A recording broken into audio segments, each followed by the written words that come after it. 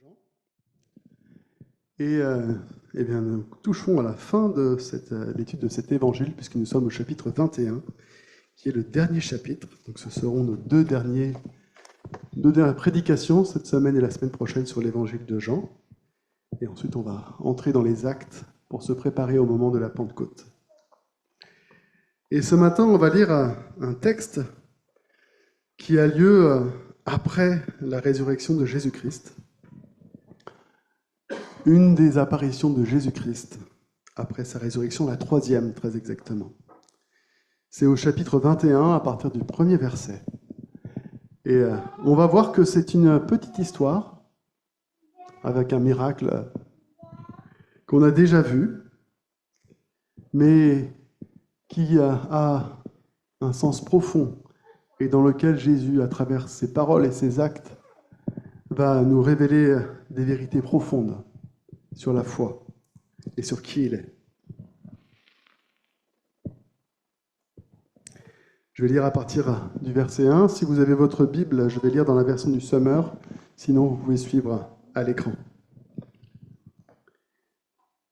Quelque temps après, Jésus se montra encore aux disciples sur les bords du lac de Tibériade. Donc c'est juste après que Jésus se soit montré notamment à Thomas, qui a demandé à toucher.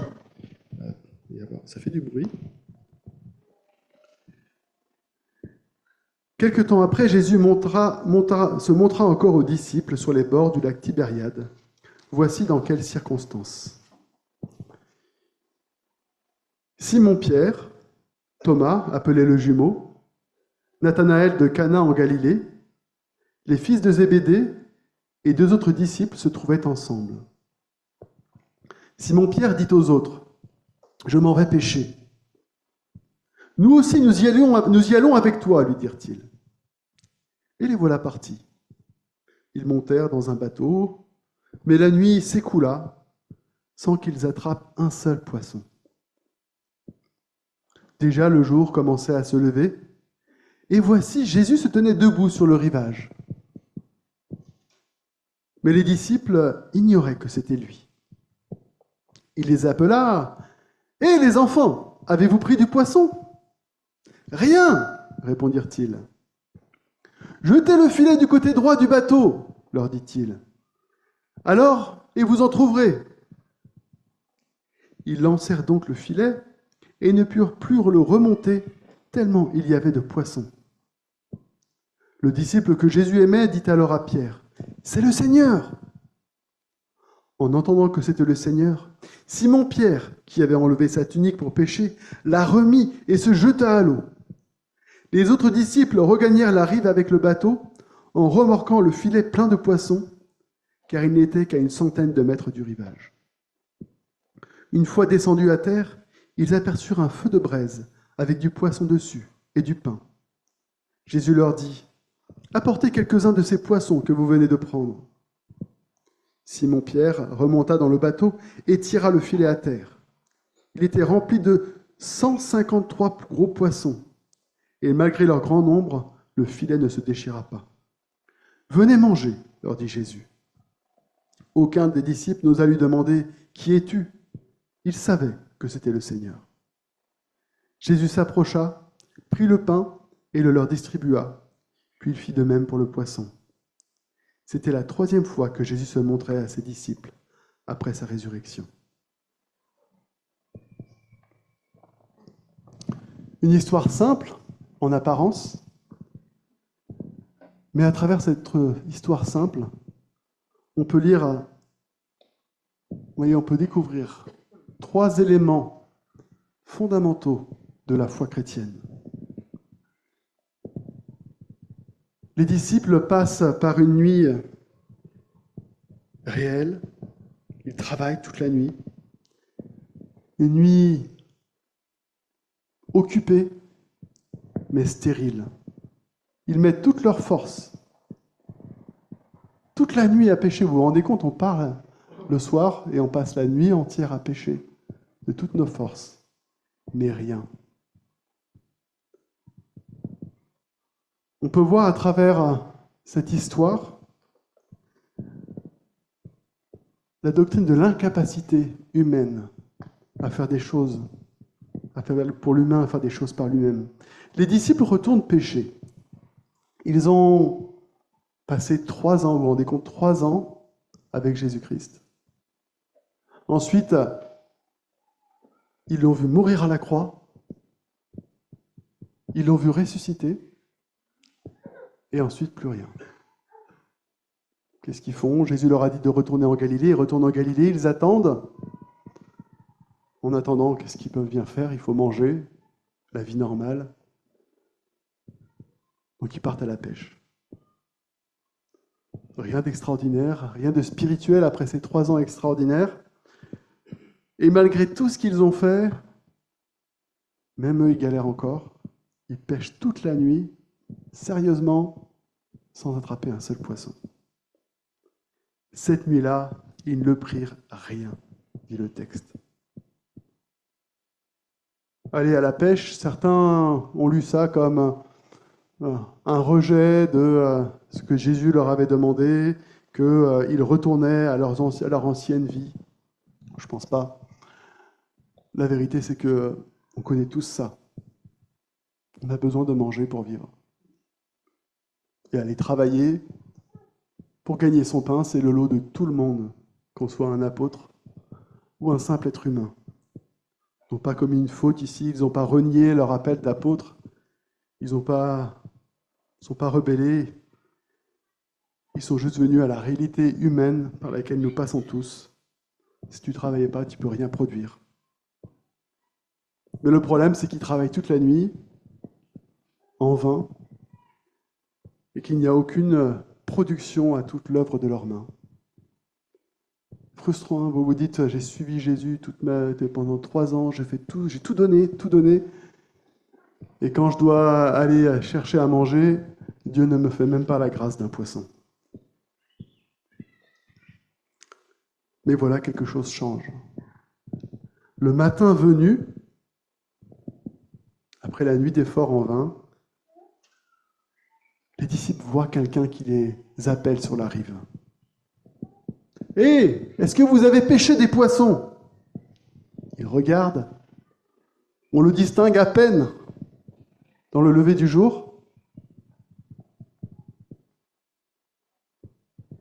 Jésus apparaît. Jésus n'intervient pas au milieu de l'effort, il n'intervient pas lorsque l'homme essaye encore par ses propres forces d'agir. Il intervient quand l'homme n'a plus d'espoir. Pas pendant qu'il lutte, mais quand il a tout essayé. Quand il n'y a plus rien à faire. Sur le lac de Galilée, on pêche bien la nuit. Le jour, c'est pas terrible. Le jour se lève, c'est fichu. On a pêché toute la nuit en vain. Quand il n'y a plus rien à attendre de l'être humain, quand l'être humain pense que tout est terminé, Jésus intervient. Et ça, c'est la vérité de notre vie. Parfois, on peut faire tout ce qu'on peut, de toutes nos forces, et ça n'aboutit à rien. Aucun fruit. Une nuit de pêche en vain. Un projet sur lequel on a travaillé pendant des semaines ou des mois qui tombe à l'eau. Et on se dit, mais à quoi bon? On peut être sérieux. On peut être fidèle. On peut être engagé. Et pourtant, vivre des saisons vides. Mais en fait, ce qui se passe aux disciples à ce moment-là, ça illustre une parole de Jésus-Christ qu'il a dit en Jean 15. « Sans moi, vous ne pouvez rien faire. » C'est pas vrai seulement... Il faut que je fasse quelque chose avec ce micro, parce que ça fait beaucoup de bruit. Ce que je vais faire, c'est que je vais l'enlever, je vais prendre un autre micro, parce que même moi, ça me dérange.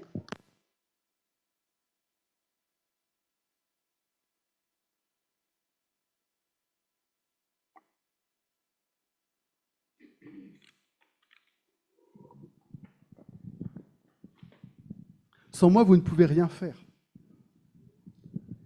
C'est vrai pour une nuit de pêche, c'est vrai pour un projet, c'est vrai pour les choses spirituelles, mais c'est vrai pour les choses de tous les jours. Avec Jésus, c'est pas qu'on fait moins bien.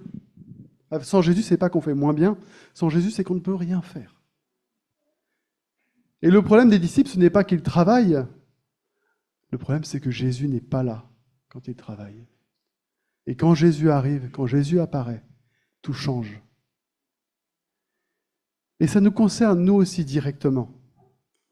On peut vivre, on peut servir, dans l'Église même. On peut organiser des choses, on peut avancer, tout en étant parfois complètement déconnecté de Jésus. En oubliant que c'est par Jésus-Christ que nous faisons toutes choses. Et c'est là que le texte devient vraiment surprenant, parce que Jésus apparaît. Jésus apparaît et les choses changent. Jésus apparaît, il est là, il est sur le rivage. Il leur parle, et pourtant, est-ce que les disciples le reconnaissent? Non. Il lui parle, ils entendent sa voix, ils font ce qu'il dit, sans même savoir que c'est Jésus-Christ. Ce que le plus étonnant d'ailleurs, c'est qu'ils lui obéissent. Ils ne savent pas que c'est Jésus, c'est juste un mec qui est au bout de la rive là-bas, qui est en train de leur crier « Jette de l'autre côté !» C'est des pêcheurs professionnels. À mon avis, ils sont au bout de la nuit, ils sont crevés, quitte à faire quelque chose, autant y aller, on va balancer à droite. Au pire, on n'a pas perdu grand-chose. Ils le font, ils pensent obéir à un homme, et pourtant c'est par Jésus qu'ils sont conduits. Il leur dit « Jetez le filet du côté droit », un geste banal, et soudain leurs filets se remplissent. Et ils se remplissent en abondance. Et ce qui est en cause ici, ce n'est pas leur compétence. Ce qui fait que ça marche, c'est parce que Jésus prononce une parole. On peut mettre toutes nos forces dans quelque chose. Si on n'agit pas sur la parole de Jésus, c'est en vain que nous agissons. Et en faisant ce que Jésus dit, sans même savoir que c'est lui, le miracle arrive. Et ils sont en train de vivre quelque chose de fort, hein. C'est un miracle. Ils ne reconnaissent toujours pas Jésus. Pourtant, Jésus, ce n'est pas la première fois qu'il leur fait ça. Quand il a rencontré Pierre la première fois, il lui a déjà dit « Jette ton filet », et Pierre a ramassé beaucoup de poissons, au tel point que les filets se déchiraient. Mais Jésus, ils ne le reconnaissent toujours pas. Ni avant, ni après. Jusqu'à ce qu'un des disciples le reconnaisse. Jean. C'est le Seigneur, dit-il à Pierre. C'est révélateur aussi de ce qu'on peut vivre parfois dans nos vies. On peut vivre l'action de Jésus. Ils sont en train d'obéir à Jésus sans le savoir. Ils sont en train de vivre un miracle sans même le réaliser. Et pourtant, c'est bien Jésus qui est là. Et pourtant, c'est bien Jésus qui agit. Ça nous arrive parfois dans la vie. Jésus agit et on ne le voit même pas sur le moment. Jésus agit et on ne le voit qu'après. Parfois même, on ne le réalise même pas. Parfois, on ne le comprend pas. Mais même lorsqu'on ne le comprend pas, même lorsqu'on ne le voit pas, Jésus est là. Jésus agit dans ta vie. Jésus est aux commandes de ta vie. Il dirige les choses et il s'assure que ton action est efficace non par tes efforts, mais par sa parole. Parce que Jésus est souverain sur tout. Jésus agit. La souveraineté de Dieu se voit jusque dans les plus petites choses de notre vie, quand on y fait attention. Jésus pourvoit à nos besoins par sa providence. Deuxième réalité que montre ce passage. L'homme est incapable de quoi que ce soit par ses propres forces. Deuxièmement, Dieu est souverain Et sa providence est sur nous. Par sa providence, il prend soin de nous. Et alors là, Pierre, plus de calcul. Assis, il prend quand même le temps de se rhabiller. Il essaye d'être présentable pour aller voir Jésus. Il met par contre le miracle des poissons, il l'oublie complètement. Il a un filet rempli de poissons qu'il a passé la nuit à essayer de pêcher. Mais quand Jésus est là, les poissons... Quand Jésus est là, on laisse tout tomber et on file. Bon, il a quand même laissé les autres tout ramener. Mais il avait envie de voir Jésus. Il avait envie de voir son ami, son sauveur et son Dieu. Alors il plonge, parce qu'il a compris que le plus important, ce n'est même pas ce que Jésus nous donne. Ce qui est plus important, c'est Jésus lui-même. Oui, Jésus prend soin de nous. Mais le plus important, c'est Jésus lui-même. Et avec Jésus, on a le résultat de sa présence et on a sa présence même. Vous savez, s'il y a une chose qui change fondamentalement entre ce moment-là et ce que nous vivons nous-mêmes. Parce que là, Jésus, il est apparu à la fin de la nuit sans rien pécher. Jésus, il a promis autre chose depuis. Parce qu'entre ce moment-là et aujourd'hui, il y a le moment où Jésus il est monté au ciel. Et qu'est-ce qu'il a dit au moment où il est monté au ciel ? Je suis avec vous tous les jours, jusqu'à la fin du monde. On n'a plus besoin d'attendre que Jésus apparaisse sur la berge. Jésus, il est avec nous, tous les jours, dès maintenant. Parfois, on a juste besoin d'ouvrir les yeux pour le voir. Ou de ce frère qui nous tape sur l'épaule et qui dit, ou cette sœur d'ailleurs, qui dit, tu vois, là, c'est Dieu, c'est Jésus qui a agi pour toi. Troisième vérité qu'on voit à travers ce passage, c'est que oui, Dieu, nous sommes incapables de rien, tout seul. Oui, Dieu est souverain et il nous donne sa providence. Enfin, c'est Dieu qui donne la providence, mais il nous invite à participer à son œuvre. Quand ils arrivent, le feu est prêt. Plus rigolo encore, ils viennent de pêcher un filet rempli de poissons. Le poisson, il y a déjà du poisson qui est en train de griller. Et du pain qui est prêt, tout est là. Jésus a déjà pourvu à tous leurs besoins. Et on pourrait croire que Jésus pourvoit seulement ici, avec ce pain, ce feu, ce poisson. Mais Jésus se tourne vers les disciples et il leur dit, « Apportez-moi les poissons que vous avez pêchés. » Jésus n'a pas besoin de l'action de ses disciples, mais il les rend participants de son œuvre. Il n'a pas besoin de leurs efforts, mais il les rend participants de son action, de son miracle. Et là, on pourrait se dire, oui, Jésus, il pourvoit de deux façons. Il donne les poissons, le pain, il a tout fait griller. En plus, il les sert à table, plutôt sur la plage, c'est lui qui les sert, mais en plus, il a pourvu d'une troisième façon, parce que même les poissons que les disciples ramènent, c'est lui qui les a eus. Parce que sans Jésus, il n'y aurait pas eu les poissons. Donc tout, même malgré l'action des disciples, tout ce qui arrive et tout ce que les disciples vont manger, c'est par Jésus qui pourvoit.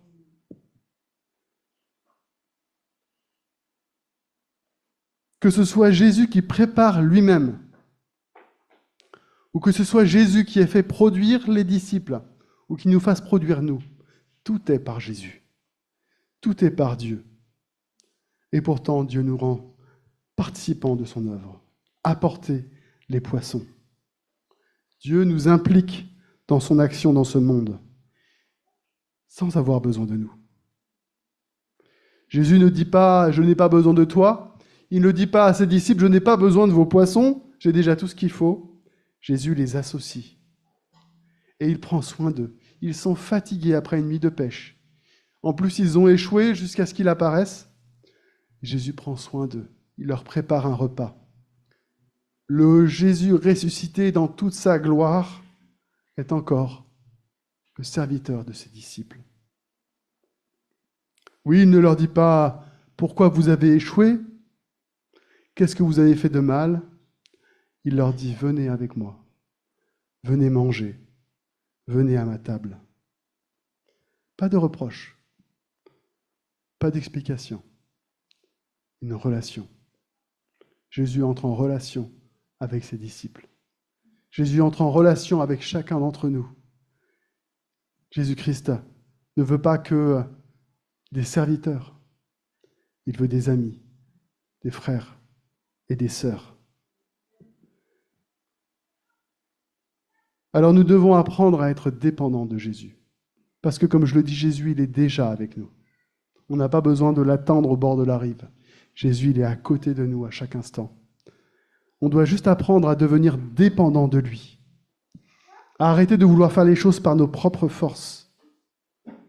Et de croire que ce que nous le recevons de lui. Avant la mission, avant le service, avant le travail, il y a la dépendance à Dieu et à Jésus. Tout commence à la table avec Jésus, autant qu'on passe avec lui, parce que Jésus est là avec nous. Alors souvent, on se dit que la vie réelle, ça ne se passe pas exactement comme ça. La vie réelle, ça ressemble souvent un petit peu à ce que les apôtres vivent à ce moment-là. On a les moments forts spirituels où on est à l'église et on entend la parole de Dieu et on prie, on loue le Seigneur et on est vraiment dans la présence de Dieu. Ou le moment où on a une soirée de louanges extraordinaire, ou alors le moment où on a été à une grande conférence de miracles et de guérisons et on a vécu des choses extraordinaires. Et puis ensuite, on retourne au travail et puis on est tout seul, on n'a pas Jésus. C'est pas vrai. Jésus, là, il ne se manifeste pas dans une grande convention avec une foule de milliers de personnes.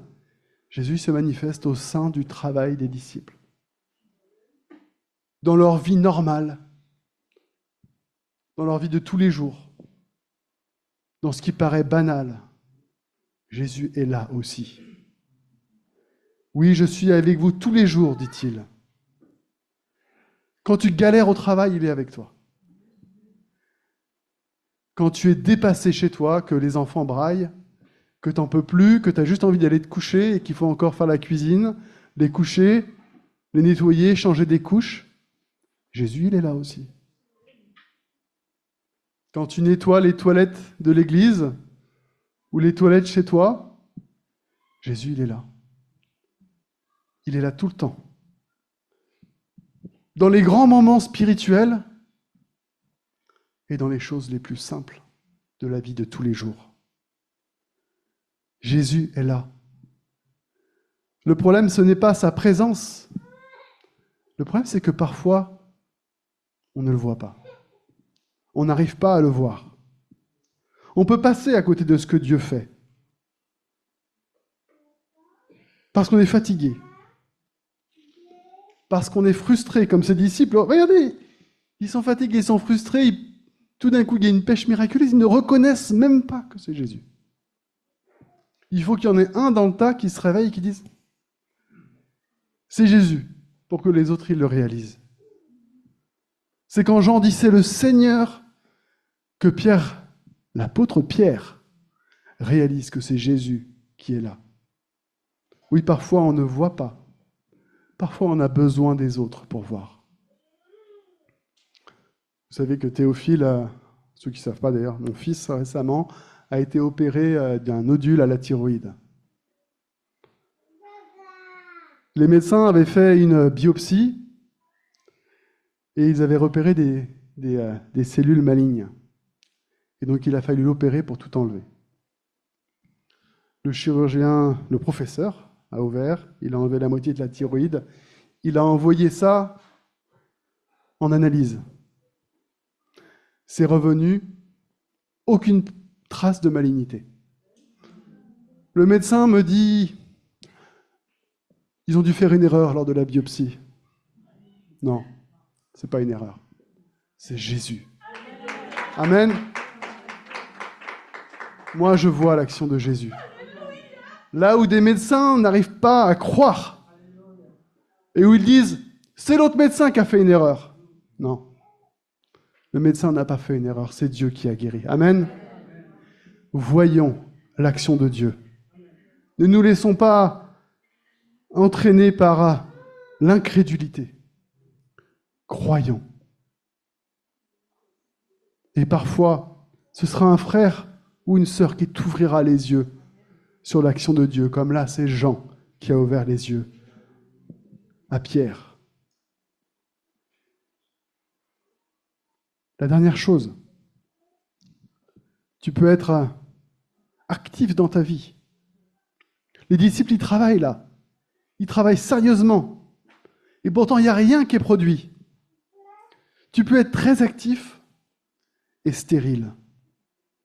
Pourquoi ? Pas parce que tu ne travailles pas assez. Pas parce que tu n'es pas vaillant. Pas parce que il y a beaucoup de mérite à tout ce que tu fais. Vraiment. Il y a beaucoup de mérite à toute l'énergie que tu mets dans ce que tu fais. Et je suis sûr en plus que tu le fais par amour pour Dieu. Mais tu as oublié une chose. Être dépendant. Dépendant de Jésus-Christ. Sans Jésus-Christ, on peut mettre tous les efforts et on peut même le faire de tout notre cœur pour Dieu si on n'est pas attaché à Jésus-Christ. Si on ne reconnaît pas que tout nous vient de lui. Si on ne passe pas du temps dans sa présence, dans la prière, dans la lecture de la Bible, c'est en vain que nous travaillons. Ce n'est pas un manque d'effort. C'est un manque de dépendance. Sans Jésus, tu t'épuises. Mais avec lui, tout change. Pourquoi ? Simplement parce qu'il est là. Jésus est là pour toi. Regarde Pierre, il vient de vivre un miracle et pourtant il laisse tout. Ce qui est plus important, c'est même pas les fruits de ton travail, c'est Jésus. Alors si tu passes toute ta vie à travailler pour avoir des fruits, mais que tu n'as pas de relation avec Jésus, tu passes à côté de l'essentiel. Même si tu réussis par tes propres forces à faire des choses extraordinaires, ça arrive, hein ? Si ce n'est pas par Jésus, si ce n'est pas à travers d'une relation personnelle avec Jésus, tu passes à côté de l'essentiel. Pierre ne choisit pas le succès, il ne choisit pas l'argent que va lui rapporter cet énorme filet de poisson, il ne choisit même pas le miracle, il choisit Jésus. Alors le vrai choix, ce n'est pas l'échec contre la réussite.